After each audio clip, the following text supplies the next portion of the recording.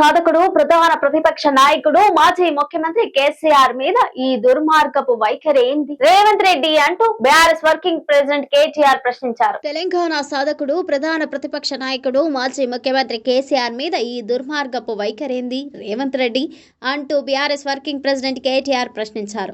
కేసీఆర్ స్వయంగా తానుంటున్న నివాసం అడ్రస్ సహా పోలీసులకు సమాధానం ఇచ్చాక కూడా ఆయన లేని నివాసానికి రాత్రిపూట వచ్చి గేటుకు నోటీసులు అంటించి పైశాచిక ఆనందం పొందడం దారుణమని మండిపడ్డారు. ఇది అహంకారం కాకుంటే మరేమిటి అంటూ నిలదీశారు. 65 ఏళ్లు దాటిన వ్యక్తులను వారుంటున్న నివాసం వద్దనే విచారించాలన్న నిబంధనను కూడా పోలీసులు అతిక్రమిస్తున్నారని ఆక్షేపించారు. అసలు మీ పోలీసులకు స్టాండర్డ్ ఆపరేటింగ్ ప్రొసీజర్ మీద అవగాహన ఉన్నదా, లేక మీ చేతిలో కీలుబొమ్మల్లా ఇట్లా ప్రతిపక్ష నాయకులను వేధించడమే పనా? చట్టం, న్యాయం, ధర్మం మీద మీకు గౌరవం లేకపోవచ్చు, కానీ మాకు వాటి మీద పూర్తి విశ్వాసం ఉంది.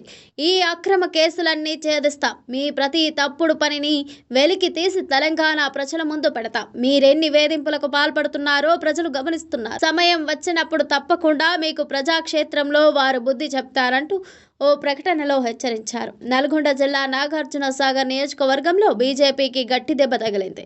సాగర్ మాజీ ఎమ్మెల్యే నోముల భగత్ నేతృత్వంలో బీజేపీ సీనియర్ నేత, రాష్ట్ర కార్యవర్గ మాజీ సభ్యుడు రిఖాల ఇంద్రసేనారెడ్డి తన అనుచరులతో కలిసి శనివారం బీఆర్ఎస్ లో చేరారు. ఎర్రవేలిలోని కేసీఆర్ నివాసంలో ఇంద్రసేనారెడ్డికి BRS working president KTR party కండువ కప్పి ఆత్మీయంగా ఆహ్వానించారు. క్షేత్రస్థాయిలో బలం ఉన్న నేత పార్టీలోకి రావడం వల్ల ఉమ్మడి నల్గొండ జిల్లాలో బీఆర్ఎస్ మరింత బలోపేతమవుతోందని కేటీఆర్ అభిప్రాయపడ్డారు.